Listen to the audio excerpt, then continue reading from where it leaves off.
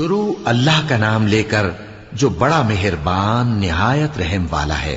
الف لام میم را۔ اے نبی، یہ کتاب الہی کی آیتیں ہیں اور جو کچھ تمہارے پروردگار کی طرف سے تم پر نازل ہوا ہے حق ہے، لیکن اکثر لوگ ایمان نہیں لاتے۔ اللہ وہی تو ہے جس نے ستونوں کے بغیر آسمان جیسا کہ تم دیکھتے ہو اتنے اونچے بنائے، پھر عرش پر جلوہ افروز ہوا اور سورج اور چاند کو کام میں لگا دیا۔ ہر ایک میعاد معین تک گردش کر رہا ہے۔ وہی دنیا کے کاموں کا انتظام کرتا ہے۔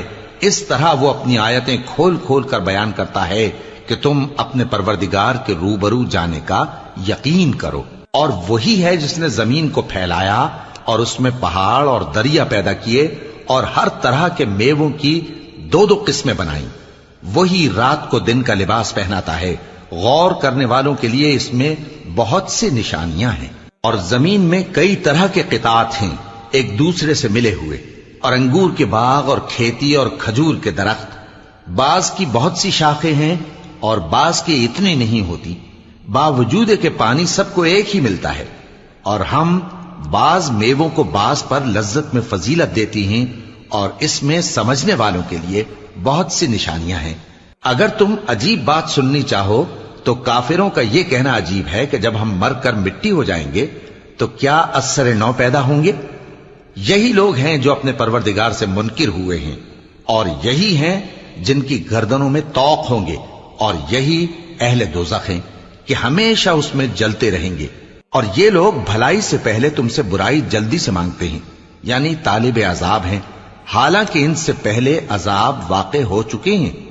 اور تمہارا پروردگار لوگوں کو باوجود ان کی بے انصافیوں کے معاف کرنے والا ہے، اور بے شک تمہارا پروردگار سخت عذاب دینے والا ہے۔ اور کافر لوگ کہتے ہیں کہ اس پیغمبر پر اس کے پروردگار کی طرف سے کوئی نشانی کیوں نازل نہیں ہوئی؟ اے نبی، تم تو صرف خبردار کرنے والے ہو، اور ہر ایک قوم کے لیے رہنما ہوا کرتا ہے۔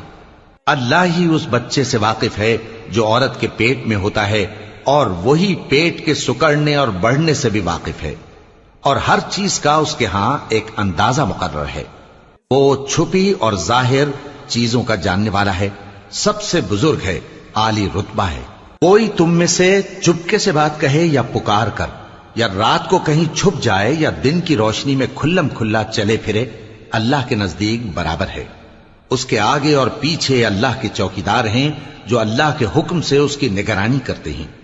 اللہ اس نعمت کو جو کسی قوم کو حاصل ہے نہیں بدلتا جب تک کہ وہ اپنی حالت کو نہ بدلے، اور جب اللہ کسی قوم کے ساتھ برائی کا ارادہ کرتا ہے تو وہ پھر نہیں سکتی، اور اللہ کے سوا ان کا کوئی مددگار نہیں ہوتا۔ وہی تو ہے جو تم کو ڈرانے اور امید دلانے کے لیے بجلی دکھاتا اور بھاری بھاری بادل پیدا کرتا ہے، اور رعد اور فرشتے سب اس کے خوف سے اس کی تسبیح و تحمید کرتے رہتی ہیں۔ اور وہی بجلیاں بھیجتا ہے، پھر جس پر چاہتا ہے گرا بھی دیتا ہے، جبکہ وہ اللہ کے بارے میں جھگڑتی ہیں، اور وہ بڑی قوت والا ہے۔ کام کا پکارنا تو اسی کا ہے، اور جن کو یہ لوگ اس کے سوا پکارتے ہیں وہ ان کی پکار کو کسی طرح قبول نہیں کرتے، مگر اس شخص کی طرح جو اپنے دونوں ہاتھ پانی کی طرف پھیلا دے تاکہ دور ہی سے اس کے منہ تک آ پہنچے، حالانکہ وہ اس تک کبھی بھی نہیں آ سکتا۔ اور اسی طرح کافروں کی پکار بیکار ہے۔ اور جتنی مخلوقات آسمانوں اور زمین میں ہے، خوشی سے یا ناخوشی سے اللہ کے آگے سجدہ کرتی ہے، اور ان کے سائے بھی صبح و شام سجدے کرتے ہیں۔ ان سے پوچھو کہ آسمانوں اور زمین کا پروردگار کون ہے؟ تم ہی کہہ دو کہ اللہ۔ ان سے کہو کہ کیا تم نے اللہ کو چھوڑ کر ایسے لوگوں کو کارساز بنایا ہے جو خود اپنے نفع و نقصان کا بھی اختیار نہیں رکھتے؟ کہو کیا اندھا اور آنکھوں والا برابر ہیں، یا اندھیرا اور اجالا برابر ہو سکتا ہے؟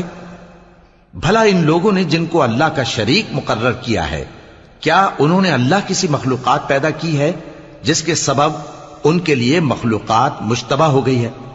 کہہ دو کہ اللہ ہی ہر چیز کا پیدا کرنے والا ہے، اور وہ یکتا ہے، بڑا زبردست ہے۔ اسی نے آسمان سے مے برسایا، پھر اس سے اپنے اپنے اندازے کے مطابق نالے بہہ نکلے، پھر پانی پر پھولا ہوا جھاگ آ گیا، اور جس چیز کو زیور یا کوئی اور سامان بنانے کے لیے آگ میں تپاتے ہیں اس میں بھی ایسا ہی جھاگ ہوتا ہے.